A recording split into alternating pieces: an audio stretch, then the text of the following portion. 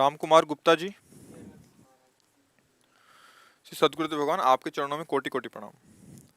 महाराज जी, पूरा जीवन मांगते मांगते ही बीत गया है, लेकिन मांगना बंद ही नहीं हो रहा। नहीं, श्री जी से मांगो, एक दरबार ऐसा जहां मांगना ही मिट जाता है। मांगो, हम कहते हैं। हम लोग अभी उस स्थिति को नहीं पहुंचे, तो हमें जो चाहिए हम लाडली लाल से मांगे, मांगना मिट जाएगा। एक ही जगह है जहां मांगना मिट जाता है। ऐसे वो दानी हैं, कुछ भी संसार भी मांगो तो ऐसे कृपालु, जानते हैं अपनी माया को, वो संसार भी देंगे और संसार से पार भी कर देंगे। ऐसे प्रभु हैं। मांगना है ये तो प्रभु से मांगो, प्रियालाल से मांगो, और वो ना दे तो कृपा मनाओ कि जरूर हमारा इसमें अमंगल होने वाला है, इसलिए मेरी प्रिया जो नहीं दे रही। ऐसा भाव रखो। समझ रहे ना? महाराज जी, मांगना भी तो नहीं आ रहा। हाँ, ये बहुत बढ़िया बात। हमें मांगना भी नहीं आता। जैसे गरीब आदमी चक्रवर्ती सम्राट के पास जाए तो उसे पूछा कि मांगो, तो कहेगा भैंस के लिए 1 साल के लिए हमें चारा दे दीजिए और परिवार के लिए 1 साल के लिए अन्न दे दीजिए। उसकी हिम्मत नहीं है कि वो कुछ, कि हमें एक राज्य दे दीजिए, वो नहीं मांग सकता, हिम्मत नहीं उसकी। ऐसे हम लोगों की बस इतनी मांग, छोटा परिवार, छोटा, इतनी मांग। हम ये नहीं कह सकते आप अपना परम पद दे दीजिए या हमें आप भगवत प्रेम दे, इतनी सामर्थ्य नहीं। नाम जप करते रहो, सब बात बन जाएगी। दिव्यांश जी सागर से। श्री हरिवंश। राधा वल्लभ श्री हरिवंश। गुरुदेव, आपके चरणों में कोटि कोटि प्रणाम। गुरुदेव, मेरा प्रश्न यह है कि मन नाम जप की गति बढ़ाकर ध्यान युक्त लिखित जप में विक्षेप उत्पन्न करके विषयों का चिंतन कराता है। कृपया रूप को प्रकाशित शीघ्र करने हेतु नाम जप की विधि व सावधानी बताने की कृपा करें। कितने दिन हुए नाम अभ्यास करते हुए? है? 3 साल हो गए महाराज जी। कहाँ से नाम जप चलता है? वाचिक। विकंठ से या हृदय से नहीं चलता। अब नाम जप करो और वाचिक करते रहो। जब कंठ से चलने लगेगा, वैखरी, मध्यमा, पश्यंती, परा, 4 वाणी है। अभी तो वैखरी में ही चल रहे हो। नीचे उतरो। जब निष्पाप हृदय हो जाएगा, पाप प्रवृत्तियों का नाश हो जाएगा, तब सच्चिदानंद रूप का प्रकाश नाम करता है। पहले अनर्थ की निवृत्ति करता है, अनर्थ कराने वाली दुर्वासनाओं का नाश, और जिनके द्वारा अनर्थ हो चुका है वो पाप कर्मों का नाश नाम करता है। निष्पाप हृदय में भगवान का प्रकाश होता है। भी समझ पा रहे हो? खूब पहले नाम जप करो, आगे धर्म विरुद्ध आचरण ना हो, ये नियम रखो। क्या होता है, जैसे अपने नाम जप कर रहे हैं पर अपने द्वारा केवल गलत चिंतन ही नहीं होता, गलत आचरण भी होते हैं। अगर गलत आचरण ना हो तो गलत चिंतन तो नष्ट हो जाएगा। नाम जप चल रहा है ना, वो संस्कार नहीं बना पाएगा गलत चिंतन, क्योंकि नाम जप चल रहा है, उसकी परवाह नहीं करनी। पर नाम जप छूट करके या गौड़ होकर जब विषय चिंतन प्रधान होगा तो क्रिया बिना कराए वो रोकेगा नहीं, वो क्रिया कराएगा ही। जब क्रिया होती रहेगी तो नाम जप का प्रभाव दबा रहेगा। फिर आपको लगेगा काफी समय हो गया नाम जप करते हुए, लाभ नहीं मिल रहा। इसलिए जब नाम जप उतरे नीचे, उसका प्रभाव हमारे हृदय में जागृत हो, उस उतरा है नाम, उसका प्रभाव, तद विस्मरणेन परम व्याकुलते थी। नाम का विस्मरण होते एकदम व्याकुलता, जैसे मछली को जल से अलग करो तो तड़पने लगती है, ऐसे भगवत विस्मरण होने पर एकदम आपको असंतुष्टता पैदा होनी चाहिए, व्याकुलता। अभी ऐसा कुछ नहीं है, तो अभी और आराम से जपते रहो, धैर्य पूर्वक जपते रहो। एक भी नाम व्यर्थ नहीं जाने वाला, वो फल दे के ही रहेगा। एक भी नाम, एक बार राधा बोला ना, ये कभी व्यर्थ नहीं जाएगा, ये फल देगा।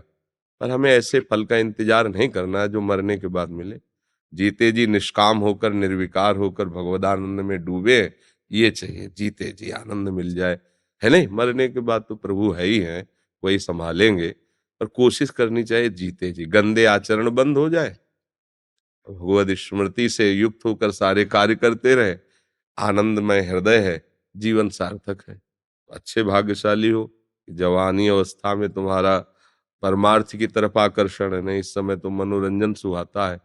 हाँ, धैर्य पूर्वक चलना, कोई गंदे आचरण मत करना, नहीं आई हुई ये वृत्ति भी अपहरण हो जाएगी।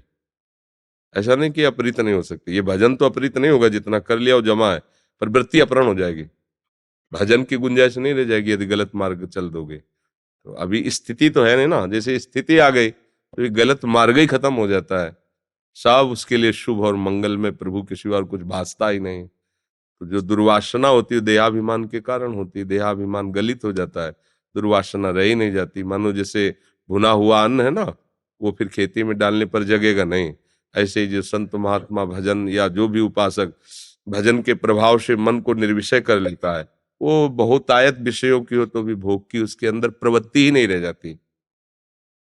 जैसे दाना तो दिखाई देता है साधारण अन्न जैसा है, लेकिन भुन गया है और उसमें जगने की, अंकुर होने की दम नहीं रह गई।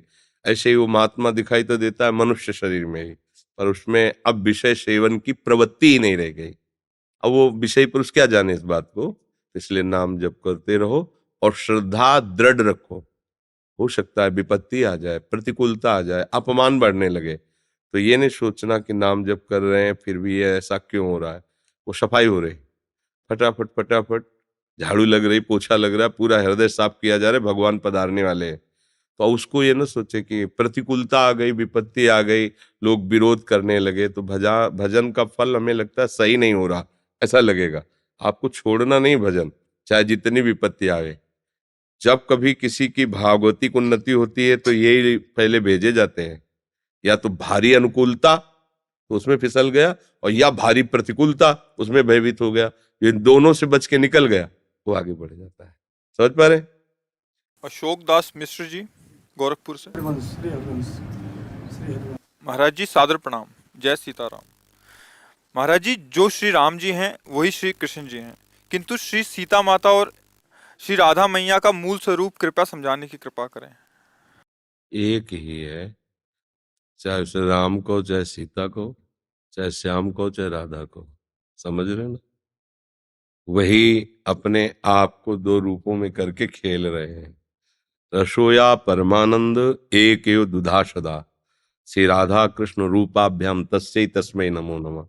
जब आपका एक प्रश्न का समाधान मिल गया कि जो राम है वही श्याम है, तो जो राम है वही सिया है, जो श्याम है वही राधा है, जो राधा है वही श्याम है, जो सिया है वही राम है। इतना भी अंतर नहीं। लीला के लिए अर्धांग रूप से विराजमान है वही है, दूसरा कोई नहीं। जब तक दूसरा है तब तक संशय है। अब लीला क्षेत्र में उसका विविध रूपों में प्रकट होकर अपने आप से अपने आप में खेलना है। चाहे वो रामलीला हो, चाहे वो कृष्ण लीला हो, वो किसी दूसरे के साथ नहीं खेलते, अपने से अपने आप में खेलते हैं। जहां कहीं भी खेल दिखाई दे रहा है प्रभु का, जो भी खेल, वो अपने आप से में अपने आप से खेलते हैं। दूसरा कोई खेल ही नहीं सकता उनके, दूसरा कोई है ही नहीं, तो क्या खेल है? वही खेल है, वही खिलौना है, वही खिलाड़ी है, उन्हीं का सारा वैभव है, कोई दूसरा नहीं। ये जो भेद वर्णन किए जाते हैं वो रसास्वादन के लिए हैं। जैसे खोए के, एक ही खोए के बहुत सी मिठाइयां बनती हैं, वो रसास्वादन के लिए अलग अलग नाम दिया जाता है। ये दूध की बर्फी, ये मूल में खोया ही है। रसो वैशः रसम हृदयम लब्ध्वा आनंदी भवतु। वो परमात्मा कैसा है? रस स्वरूप है। वेद कहता है रसो वैशः रसम हृदयम लब्ध्वा आनंदी भवतु। जो इस रस को प्राप्त कर लेता है वो आनंद मगन हो जाता है। अब उसकी व्याख्या हमारे रसिक जन करते हैं, रस ही की मूर्ति दो, ये रसिक लाडली लाल, रस ही सो बिलसत रहे, रस भरे नयन विशाल। वो एक ही रस प्रिया और लाल बन गया, दो नहीं। श्री हरिवंश सुरीत सुनाऊं, श्यामा श्याम एक संगाऊं, छिन कबहु न अंतर हुई, प्राण सु एक देह हैं दोई। जैसे सियाराम में दो मन नहीं है, एक मन वाले हैं। प्रेम तत्व कर मम और तोरा, जानत प्रिया एक मन मोरा, सो मन रहत सदा तोय पाही, जान प्रीति रस। प्रियाजू का स्वरूप है अलग दिखाई दे रहा है सियाजू के रूप में, लेकिन प्राण जो राम जी में वो सिया जी में, मन जो राम जी का वो सिया जी का, एक ही है, बस बाहर से देह रूप में दो दिखाए, बस ऐसे ही। अब हम जब अपनी प्रियाजू की बात करेंगे तो सब हटा के बात करेंगे ना, क्योंकि हमारी प्रियाजू है। आप जब सियाजू की बात करोगे तो सब हटा के बात करो, क्योंकि सिंहजू अपनी महारानी है। जिस भाव से जहां उपासना की जाती है, जैसे कोई गणेश उपासक है, गजानन उपासक, अब उसको कुछ और सुनाई देगा, तो एक दंत दयावंत चार भुजाधारी, तो क्योंकि वही है, गणपति ब्रह्म है, दूसरा कोई थोड़ी, कोई शिव। जो जहां जिस भाव में, वो एक ही तत्व है, उसको जैसी जाकी रही भावना जैसी, प्रभु मूरति देखी तिन तैसी, वैसा ही है। तो हमें इस बात में नहीं संशय करना चाहिए, ना सिया राम में भेद है और ना श्यामा श्याम में भेद है। जो श्यामा श्याम वही सिया राम, जो सिया राम वही श्यामा श्याम है। वो अपनी लीला का अलग अलग भक्तों का रसास्वादन करने के लिए विस्तार किए हुए, जो जिस भाव वाला है उसको वैसे अनुभव में आता है। महाराज जी, गायत्री मंत्र का शास्त्रीय नियम आप श्री से और अपने सदगुरुदेव भगवान से भी सुना है। प्रश्न ये है कि कभी कभी लोग तेज आवाज में लाउड स्पीकर से गायत्री मंत्र की अपराध है, गलती नहीं है, अपराध है। पंचाक्षरी मंत्र, गायत्री मंत्र, द्वादशाक्षर मंत्र, ये तभी तो बुद्धि भ्रष्ट हो जाती है, तभी तो उसका लाभ नहीं मिलता। नहीं, गायत्री मंत्र ब्रह्म स्वरूप है। धीमहि धियो यो न प्रचोदयात्, उस परम सत्य में हमारी धी पीड़ित कर दी जाए, ब्रह्माकार वृत्ति कर दे। अगर शुद्ध भाव से गायत्री जप करे, ब्रह्माकार वृत्ति, ऐसा थोड़ी। अपने लोगों तो गुरु कृपा से जो पुरस्चरण अनुष्ठान करने को अवसर मिला, क्योंकि ब्राह्मण घर में जन्म हुआ था, नैष्ठिक ब्रह्मचर्य दिया, तो गुरुजनों ने यही आज्ञा की। तो जैसे पैर थक जाते तो झोपड़ी थी जहां अनुष्ठान हो रहा, तो ऐसे पकड़ कर खड़े हो जाते, एक पैर ऐसे, फिर एक पैर चढ़ा के ऐसे, पूरा मूंज की मेखला और पवित्री चोटी में पवित्री धारण किए हुए, मूंज की पवित्री धारण किए हुए, और पूरा सुमुखम संपुटम चैव विततम विस्ततम तथा द्विमुखम त्रिमुखम चैव चतुष्पंचमुखम तथा खड्मुखो अधोमुखम व्यापकांज सकटम यम पासम, जो मुद्राएं, पूरी मुद्राओं सहित गायत्री का पूरा साक्षात ब्रह्म स्वरूप है। अब ये चीजें ऐसे थोड़ी कि माइक से बोली जाए। पता नहीं भगवान कैसी प्रेरितना देते हैं जो लोग माइक से मंत्रों का उच्चारण करते हैं, वैदिक मंत्रों को। मोबाइल में टोन लगाते हैं लोग। नहीं नहीं, बिल्कुल गलत है। मतलब ये ठीक नहीं है, इसीलिए बुद्धि ठीक दिशा में नहीं जा रही। नहीं तो लिखा है ना, भर्गो देवस्य धीमहि धियो यो न। हाँ, सत्य में प्रेरित करके बुद्धि को ब्रह्माकार कर देगी गायत्री, पर वो इसीलिए नहीं होता। पंचाक्षरी मंत्रों का कीर्तन लोग करते हैं, द्वादशाक्षर मंत्रों का कीर्तन, ये कीर्तन कीर्तन नाम का होता है, मंत्रों को तो गुप्त रखा है। पंचाक्षरी मंत्र जब गुरुदेव देते हैं ना, कैसे पर्दा करके और घंटा शंख बजवा के, पर्दा इसलिए कि ओंठ से भी तुम न जान पाओ, और घंटा शंख इसलिए कि नाम ध्वनि बाहर न जाने पाए गुरु मंत्र की।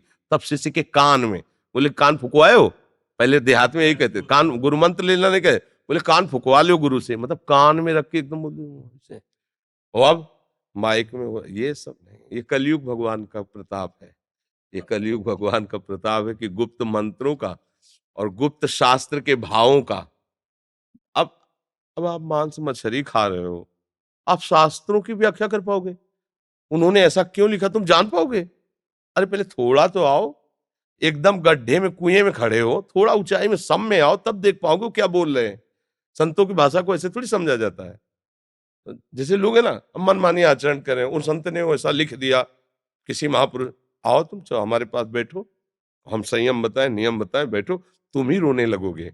ओहो, कैसा ही बात है, हम कैसा गलत सोच रहे। अब मलिन बुद्धि है तो कुछ का कुछ तो दिखाई देगा। नहीं, मलिन बुद्धि का मतलब क्या होता है? कुछ का कुछ अनुभव में आना, इसलिए